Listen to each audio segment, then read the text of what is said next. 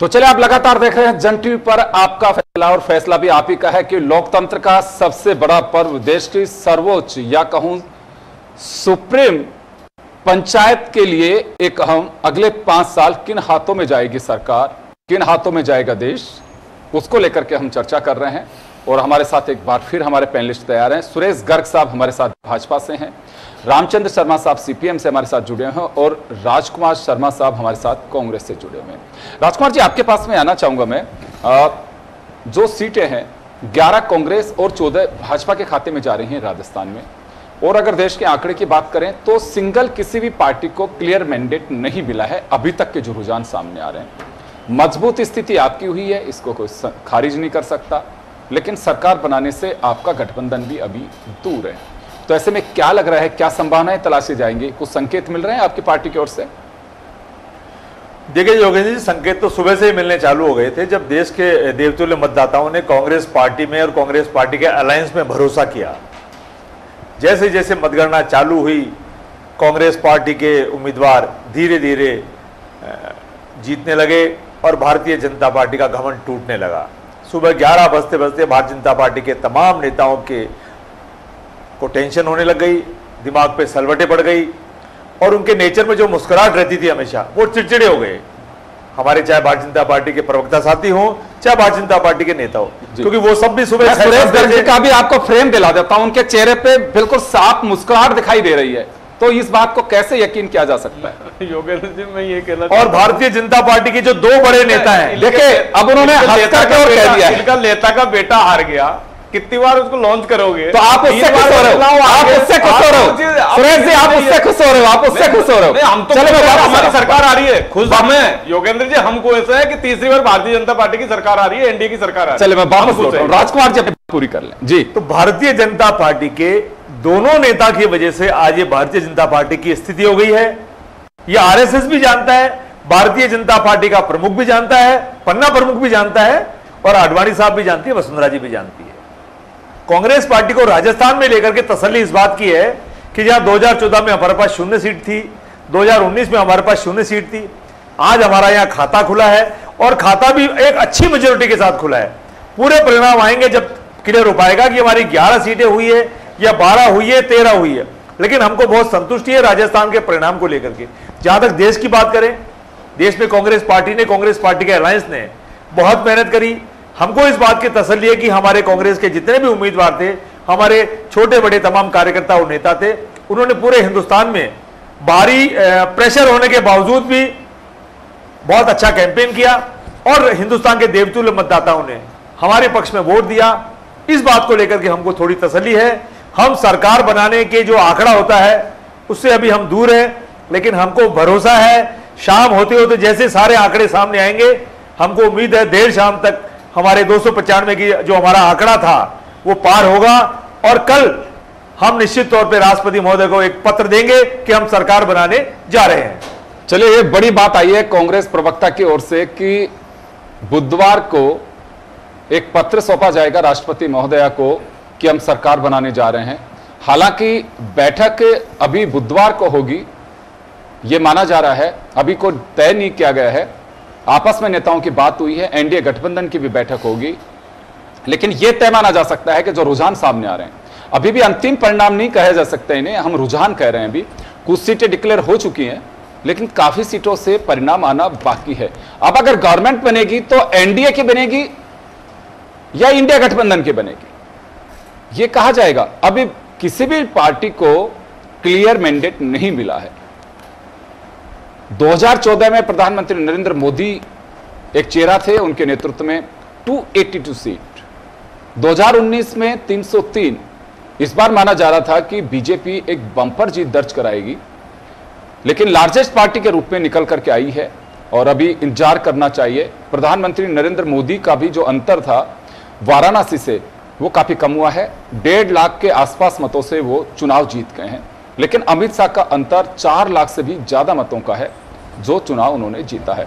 मैं रुक करना चाहूंगा सुरेश गर्ग साहब का।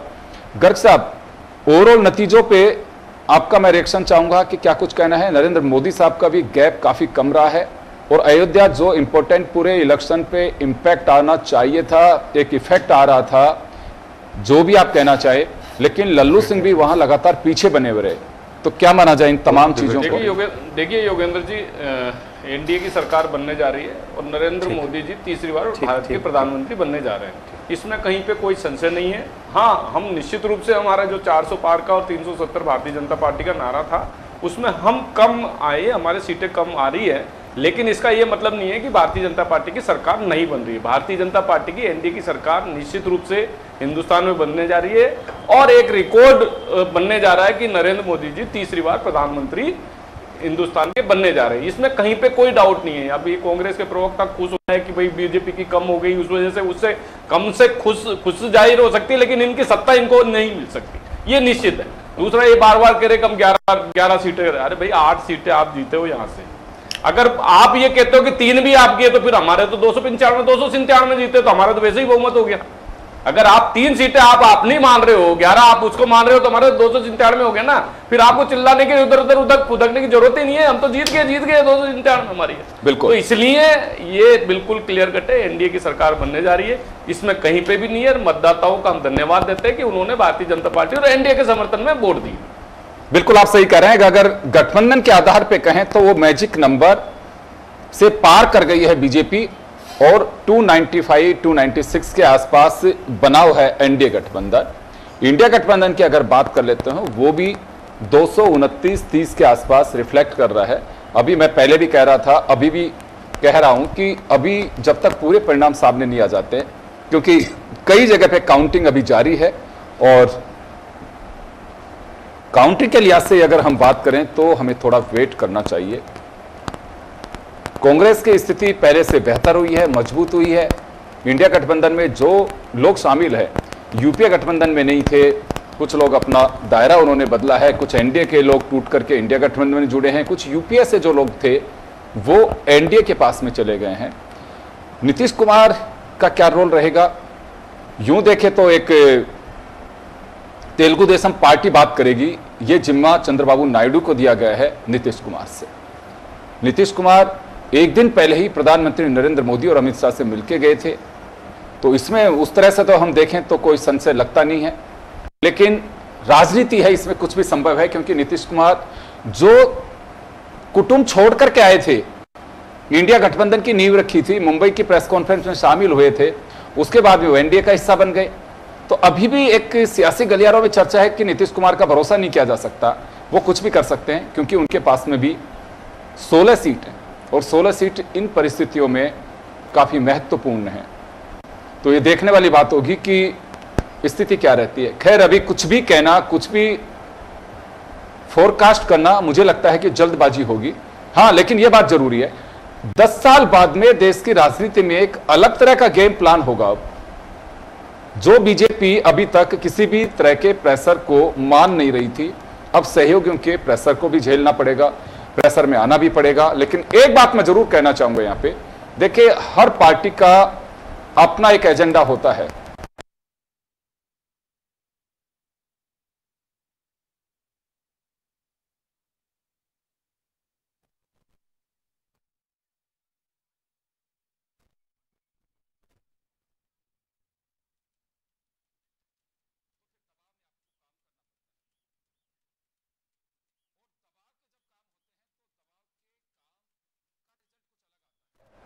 तो उसे कहना उस के अंदर, जैसे मैं सुबह से भी कह रहा है, और कोई जानता नई बात नहीं मैं बता रहा, कि 1984 में राजीव गांधी को 400 से पार सीट मिली थी, क्लियर मेजोरिटी। उसके 30 साल बाद नरेंद्र मोदी के नेतृत्व में 2014 में यह बहुमत मिला।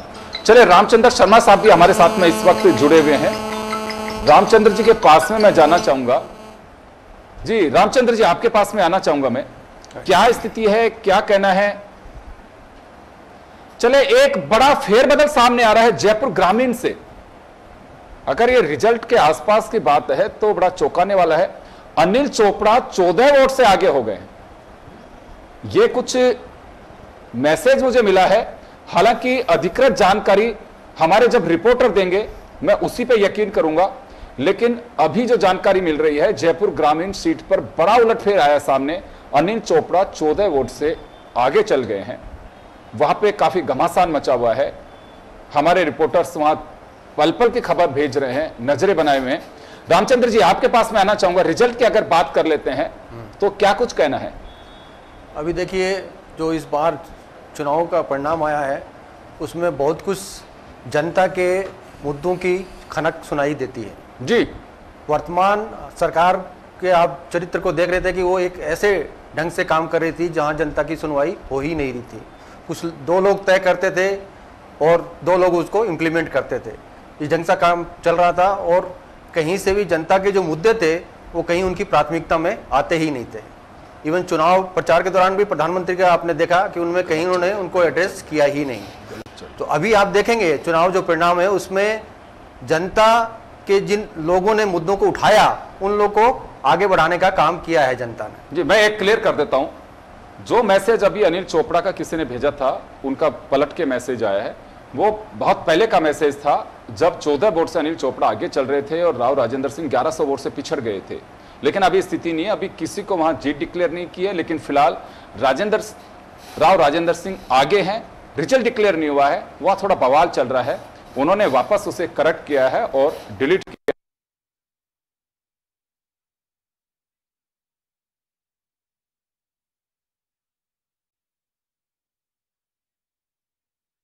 जनता के हित में आई है, जो परिणाम है उसमें कहीं न कहीं जनता को जो है सबल मिला है कि लोकतंत्र में जो सुनवाई होनी चाहिए वो सरकार नहीं करती थी।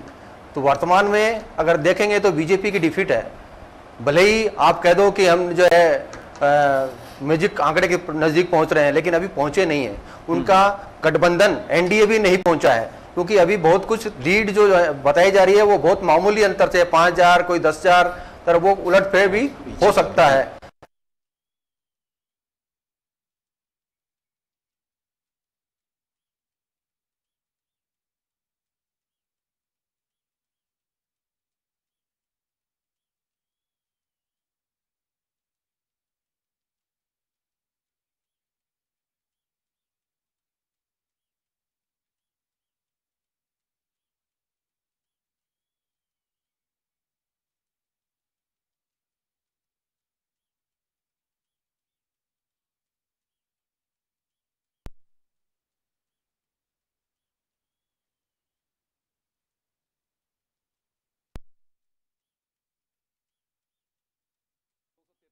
बढ़त बनाए हुए है, तो एक लार्जेस्ट पार्टी के रूप में तो है, उनके गठबंधन के लोग भी हैं, तो पेज केवल एनडीए में क्यों कसे जाएंगे, इंडिया गठबंधन में क्यों नहीं कसे जाएंगे? इंडिया गठबंधन में वो सरकार में नहीं थे, पहली बात तो। और सरकार में जो है वो चूंकि वो जो मुद्दे हैं, जनता के मुद्दे जो उन्होंने चुनाव के दौरान, लेकिन रामचंद्र जी, मुद्दों को कौन देखता है? ना जनता देखती है, ना जीतने वाले लोग देखते हैं। मुद्दों का तो चुनाव ही नहीं बचता है, तो जातिवाद में फंस जाता है या धर्म में फंस जाता है। ये तो आप लोगों के अब उसूल हो गए सभी राजनीतिक दलों के। तो क्यों हम मुद्दों को बदनाम करते हैं? मुद्दे तो कोई बचे नहीं है, ना मुद्दों पे कोई चुनाव लड़ता है। तो ऐसे में मुद्दे भी हमारा पॉलिटिकल कल्चर हो गया है, तो मुद्दे तो कोई मायने ही नहीं रखते हैं। चले, राव राजेंद्र सिंह को चुनाव जीता हुआ डिक्लेयर कर दिया है, 1615 वोट से चुनाव जीत गए हैं। अनिल चोपड़ा धरने पे बैठ गए हैं वहां पे, और जो भी ताजा अपडेट हमारे सहयोगी मौजूद हैं उनके साथ में हमारी टीम लगी हुई है, वो जैसे ही उनको जोड़ते हैं मैं आप तक पहुंचाऊंगा कि क्या कुछ हालात वहां बन गए हैं। डिक्लेयर कर चुके हैं तो तय माना जाना चाहिए कि जो भी चीजें थी उन्हें सबको खारिज कर दिया गया है। उनका जो ये दावा था या उनकी एक गुजारिश थी कि वापस से एक बार काउंटिंग कराई जाइए, रिकाउंटिंग करवाइए, मुझे लगता है उसे खारिज कर दिया गया है और इलेक्शन डिक्लेयर कर दिया गया है। रिजल्ट, राव राजेंद्र सिंह चुनाव जीत गए हैं लगभग 1600 मतों से। जी रामचंद्र जी, आपकी बात भी स्वागत योग्य है कि जो है ना, आज के दिन राजनीति मुद्दों के आधार पर तय नहीं हो रही है, लेकिन जनता तो अपने मुद्दों के आधार पर तय कराना चाहती है। ऐसा नहीं है कि हम जनता के मुद्दे को इग्नोर कर दें, और कहीं न कहीं वो मुद्दे असर कर रहे हैं और उनको असर कराने वाले कुछ लोग हैं भी आज भी। ऐसा नहीं है कि सब कुछ पैसे से तय होने लग गए, सब कुछ जो है जातिवाद से तय होने लग गए, सब कुछ जो है असर से तय होने लग गए। लेकिन अभी भी कुछ लोग जो है आम जनता के लिए काम करते हैं और आम जनता की जो पीड़ाएं उनको उठाते हैं, वो कहीं न कहीं प्रभावकारी हुए हैं। और इसका रिजल्ट भी हमने देखा कि राजस्थान में जो है कांग्रेस के गठबंधन में सीपीएम के भी जो है अमराराम जीते हैं, जो आदिवासी क्षेत्र से लोग जीते हैं, तो इस तरीके से गठबंधन होने से जो लोग बिखरे हुए थे उनको कहीं सबल मिला और उनको गठबंधन को फायदा मिला है। तो कहीं न कहीं मुद्दे के कारण हुआ, वो कहीं न कहीं मुद्दों पे सहमति बनी है और इस आधार पे जनता के जो मुद्दे कहीं पीछे सुने नहीं जा रहे थे वो कहीं न कहीं उनकी आवाज़ सुनाई देगी। और निश्चित रूप से आप ये देखेंगे कि अभी जो बीजेपी के जो कैंडिडेट प्रधानमंत्री के लिए होंगे उस पर भी कहीं न कहीं आंतरिक रूप से जो है एक पेश सामने आएगा। चले, ये आप लोगों का कयास है। मुझे लगता है कि नरेंद्र मोदी मजबूत स्थिति में है। बेशक उन्हें वो मैंडेट नहीं मिला जितना मिलना चाहिए था। बीजेपी जिसकी अपेक्षा कर रही थी, 400 पार का नारा खुद के लिए भी भारी पड़ गया। और अभी आप कह रहे हैं, लेकिन मैं फिर कहूंगा आपसे कि यही परिस्थितियां केवल एनडीए या बीजेपी में ही क्यों बनेंगी, दूसरी जगह क्यों नहीं बन सकती। राजकुमार जी ने कहा कि राष्ट्रपति के पास में जाएंगे और हम दावा करेंगे सरकार बनाने का। तो ये पैच एनडीए में तो बहुमत के लिए अगर बीजेपी को जरूरत भी है सहयोगियों की तो बहुत ज्यादा नहीं, 20-25 लोगों की जरूरत पड़ेगी। लेकिन आप लोगों के यहाँ तो एक बड़ा अंतर है, बड़ा कौन आप लोगों का साथ देगा, किसको क्या बनाएंगे। आप लोग खुद दूसरे की सीट पर बैठना चाहेंगे। तो जो गठबंधन होगा, अगर उसकी बात करें तो मजबूत गठबंधन तो एनडीए के साथ में जा रहा है। मुद्दों के आधार पे जो है गठबंधन बनेगा, न्यूनतम साझा कार्यक्रम बनाए जाएंगे और उस साझा कार्यक्रम, यानी कि आपको लग रहा है कि सरकार बन सकती है। आप बिल्कुल बिल्कुल बन सकती है। अभी भी बीजेपी के जो घटक में है उनमें से भी कुछ लोग आ सकते हैं, आप इसको इनकार नहीं कर सकते। संभावनाएं राजनीति में हमेशा बनी रहती हैं जी। लेकिन शरद पवार ने तो साफ मना किया है कि हमारी किसी से बात नहीं है, हम लोग आपस में बैठ के चर्चा करेंगे। पहले तो खुद चर्चा करेंगे, लेकिन जहां बातें होनी चाहिए, राजनीति में बातें तो चलती रहती हैं। कौन किससे बात करता है वो समय पे ही बताई जाती हैं और चर्चाओं के दौर सब कुछ खोल के नहीं रखे जाते हर सूत्र से। तो इसलिए संभावनाएं अपनी जगह पे हैं और रिजल्ट पे डिपेंड करता है आज शाम तक वो क्या स्थिति बनती है, उसके आधार पे ही जो है हमारे सामने सही चित्र आएगा। और चले, मैं आप लौटूंगा वापस आपके पास में, राजकुमार जी का रुख करना चाहूंगा। राजकुमार जी, क्या लगता है, आप लोग कह रहे हैं कि राष्ट्रपति महोदय के पास में जाएंगे। अगर एनडीए की हम बात करें तो क्लियर मेजोरिटी के साथ में तो एनडीए को बहुमत मिल चुका है और गठबंधन में जो लोग हैं उन्होंने गठबंधन निभाया होगा, पूरे इलेक्शन कैंपेन में साथ रहे। तो आपको क्या लगता है कि जो आपसे छिटक गए वो आपके सगे होंगे और पूरे इलेक्शन कैंपेन में 1.5 महीने तक साथ में चले हैं, आप लोगों को आजकल की राजनीतिक भाषा में गालियां दी हैं और बीजेपी के साथ में उन्होंने बिल्कुल बाछे खिली हुई तरीके से फोटो जारी किए हैं। तो ऐसे में क्यों लग रहा है आप लोगों को कि गठबंधन हमारा सरकार बनाएगा, एनडीए में विभाजन हो जाएगा? तो आप ही के यहाँ पे क्या है जिसकी वजह से वो लोग आ जाएंगे? देखिए योगेंद्र जी, परिणाम अभी रुझान बहुत सीटों के चल रहे हैं, बहुत सीटों के परिणाम आना बाकी है। देर शाम हो सकती है, देर रात भी हो सकती है। जब तक पूरे सीटों का परिणाम नहीं आता तब तक कोई पूरी स्पष्ट तौर पे बात कहना मुश्किल है। लेकिन कांग्रेस पार्टी का गठबंधन पूरी कोशिश करेगा कि सरकार बनाई जाए, राष्ट्रपति महोदय के पास जाया जाए। जैसे जैसे परिणाम आते जाएंगे, दिल्ली में लगातार मीटिंगों का दौर चालू हो चुका है, चाहे वो भारतीय जनता पार्टी की यहाँ मीटिंग हो रही हो, चाहे वो कांग्रेस पार्टी की यहाँ मीटिंग हो रही हो, चाहे अन्य दल की यहाँ मीटिंग हो रही हो। मीटिंगों के दौर चालू हो गए, नेताओं ने आपस में बातचीत करना जारी कर दिया है, पार्टियों ने आपस में बातचीत करना जारी कर दिया है, क्योंकि स्पष्ट बहुमत अभी तक किसी को दिख नहीं रहा है और दिखता नजर आ भी नहीं रहा है कि साहब फलाना पार्टी को स्पष्ट बहुमत शाम तक मिल जाएगा। स्पष्ट बहुमत तो जो अब तक रुझान दिखा रहे हैं आपके चैनल्स, उसमें किसी भी पार्टी को नहीं आ रहा है।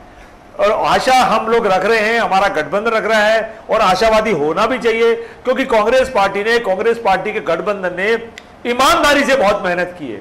ईमानदारी से पूरे 5 साल 10 साल हम लोगों ने बहुत मेहनत की है। हमने देश के उन तमाम मुद्दों को उठाया है जिन मुद्दों की देश को आवश्यकता थी। देश की हमने आवाज बनने का प्रयास किया, देश ने हमको आशीर्वाद भी दिया है। और भारतीय जनता पार्टी ने जिस तरीके से देश की आवाज को कुचलने का काम किया, निश्चित तौर पे हमको उसका लाभ मिला है। मैं लौटूंगा आपके पास में। जयपुर के कॉमर्स कॉलेज के बाहर अभी भी हंगामा जारी है। इलेक्शन का रिजल्ट डिक्लेयर कर दिया गया है, चुनाव जीत गए हैं राव राजेंद्र सिंह, लेकिन अनिल चोपड़ा धरने पे बैठ गए हैं और हमारे साथी सुदर्शन सिंह वहां पे मौजूद हैं, उनके पास में जाना चाहेंगे। सुदर्शन, क्या स्थिति? अनिल चोपड़ा जैसे आप जानकारी दे रहे हैं धरने पे बैठ गए, उनके समर्थक वहां दरी बिछा के धरने पे बैठ गए हैं। एडमिनिस्ट्रेशन का क्या कहना है? जब चुनाव का रिजल्ट डिक्लेयर हो चुका है तो अब किस गठबंधन टूट सकता है, एनडीए गठबंधन टूट सकता, अभी तो बहुत सारी संभावनाएं बनेंगी। मैं कुछ देर पहले आप ही की पार्टी के एक स्पोक्स पर्सन कह रहे थे कि अभी इसी पे गौर मत करिए, अभी तो बीजेपी में दरार आ सकती है। आप मुझे ये बताइए कि बड़ी इंफॉर्मेशन हैं कांग्रेस और इंडिया गठबंधन के नेताओं और प्रवक्ताओं के बीच में, जो अभी तक जानकारी बीजेपी के पास में नहीं है, एनडीए गठबंधन में नहीं है। राजकुमार जी, देखिए योगेंद्र जी, इस देश में, इस राजनीति में, इस 2024 के चुनाव में कुछ भी हो सकता है। चैनल दिखा रहे हैं, भारतीय जनता पार्टी पिछले 2-3 महीने से 400 पार जारी थी, बहुत कंफर्टेबल, बहुत आराम से जारी थी। और राजस्थान में 25 पार जारी थी, वो भी आराम से जारी थी। अब राजस्थान में 13-14 पे जूझ रहे हैं। हमारे कांग्रेस को उम्मीदवार को धरने पे बैठना पड़ रहा है। सारे चैनल दिखा रहे हैं, हिंदुस्तान की हॉट सीट बन चुकी है। 1100-1200-1500 वोटों से उनको हारता हुआ दिखा रहे हैं। कोर्ट की शरण लेनी पड़ रही है, ऐसा दिख रहा है। अभी तक 400 पार देश में जा रहे थे, 200-250 का ठिकाना नहीं खुद का। तो बड़ी बड़ी बातें नहीं करनी चाहिए। और खासकर पॉलिटिकल पार्टी जो अपने आप को दुनिया को सबसे बड़ी पार्टी बताती है, उनके नेता दुनिया के सबसे बड़े नेता अपने आप को बताते हैं। लेकिन ठीक है, चुनाव है, इन्होंने हमेशा लंबे लंबे भाषण ही दिए हैं। भाषण देने में पैसा लगता नहीं है। इन्होंने कहा था 15 लाख आएंगे, अच्छे दिन आएंगे, काला धन आएगा। पहले की बात बता रहे, इस चुनाव में तो आप लोगों ने कोई ज्यादा जिक्र नहीं किया इनका। इन चुनाव में तो जिक्र कर ही नहीं सकते थे ये लोग। नहीं, आप लोगों ने नहीं किया ज्यादा। इस चुनाव में तो मंगलसूत्र, काला, गोरा, राम जी, रहीम जी, हनुमान जी, अरे तो फिर भी सारे देश देवताओं ने भारतीय जनता पार्टी का सोच छोड़ दिया। और जहां तक मेरे को जानकारी मिल रही है, अयोध्या वाली सीट से भी भारतीय जनता पार्टी हार गई है।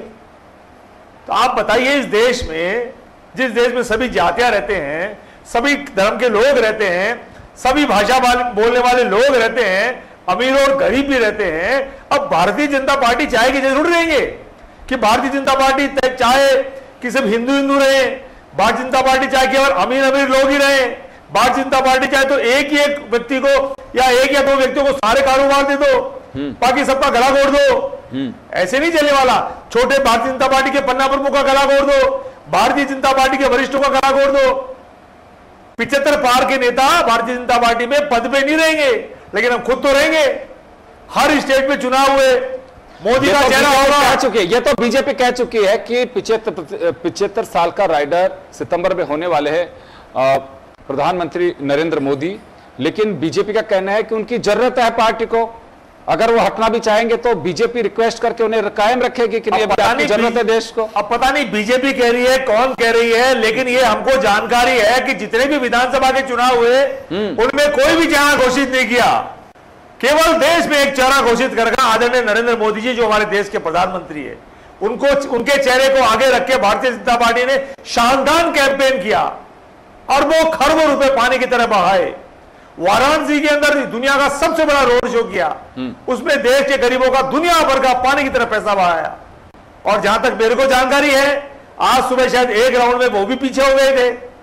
अब बताओ, देश के प्रधानमंत्री अगर किसी राउंड में काउंटिंग में पीछे हो जाए और शायद वो 1 लाख, 1.5 लाख, 2 लाख से हार जीते हैं। सर क्या फर्क पड़ता है, देश के प्रधानमंत्री तो चुनाव भी हारे हुए हैं।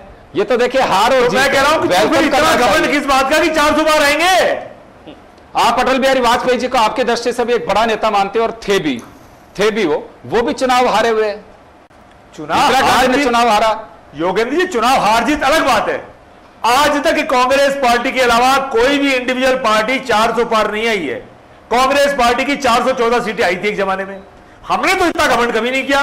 और उसी परिवार के लोग जिनके नेतृत्व में 414 आई थी, वही हमारे नौजवान भाई बहन प्रियंका जी, राहुल जी आज सड़कों पे संघर्ष कर रहे हैं, देश की एकता और अखंडता के लिए सड़कों पे लड़ रहे हैं। उनके साथ जितने भी अलायंस के लोग आए, चाहे वो लालू जी के बेटे हो, चाहे मुलायम जी के बेटे हो, सारे के सारे नौजवान लीडर एक बार देश की एकता और अखंडता के लिए लड़ रहे हैं। गर्ग साहब रिएक्ट कर रहे हैं आप। और हिंदुस्तान की जनता ने आज नौजवान कपल्स को, नौजवान साथियों को आशीर्वाद भी दिया है। राहुल जी को आशीर्वाद दिया, प्रियंका जी को आशीर्वाद दिया, तेजस्वी जी को आशीर्वाद दिया। प्रियंका जी को कौन सा आशीर्वाद देते हैं? और कितना आशीर्वाद मिला है, देश की जनता ने आशीर्वाद दिया है। और हमको संतुष्टि है इस बात की कि हिंदुस्तान की जनता इस बात को समझ चुकी है कि 2014 में जो काट की हांडी चढ़ी थी, देश की जनता ने फिर इसको 19 में चढ़ा दी कि कोई बात नहीं, चला लो। लेकिन 2024 में नहीं चढ़ेगी, ये पहले डिसाइड हो गया था। हम तो आपके चैनल पे बार बार कह रहे थे, लेकिन भारतीय जनता पार्टी मानने को तैयार नहीं थी। एक बात बताइए, मैं राजकुमार जी, मैं बहुत शॉर्ट में समझना चाहूंगा, बीजेपी प्लस यानी कि बीजेपी 243 पे और 52 सीट पे इनके अलायंस के लोग हैं। अगर इस आंकड़े को आप देखते हैं तो मेजोरिटी साफ है एनडीए गठबंधन की। 400 का नारा गया था, क्या गया था, उसमें कोई दम नहीं है। अभी तो वर्तमान पोजीशन में हम बात करें तो किस बिहार पे आप लोग कह रहे हैं कि आपकी सरकार बनेगी? एनडीए का गठबंधन है, राष्ट्रपति को जाके कहेंगे कि हमें क्लियर मेजोरिटी बन गई है, चुनाव से पहले का अलायंस था हमारा, लिहाजा आप हमें सरकार बनाने का अवसर दें।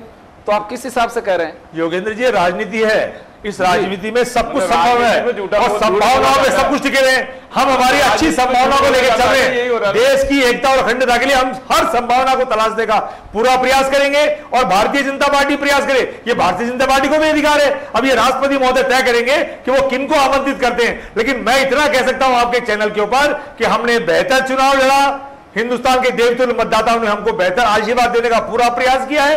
बाकी परिणाम तो अंत में आएगा और नीली छतरी वाला तय करेगा, वो इस हिंदुस्तान में होगा। देखिए, नीली छतरी वाले में तो सबका, यानी कि भगवान की आप बात कर रहे हैं, उनमें तो सबका विश्वास और भरोसा है। लेकिन लोकतंत्र में देखिए, प्रत्यक्ष में बात चलती है, मतदाता भगवान होता है इस वक्त। तो अब राजा का बेटा राजा नहीं बनता है, वो प्रिंस भी नहीं कहलाता है। अब तो जो जनता तय करती है, जिसमें कोई भेदभाव नहीं है, वो तय करती है कि अगले 5 साल हुकूमत किसके हाथ में जाएगी। तो नीली छतरी वाला तय नहीं करेगा, ये तो जनता तय करेगी। इसमें कहीं कोई बात नहीं है। मैं यथार्थ में और उसमें यकीन करता हूं जो सत्य होता है।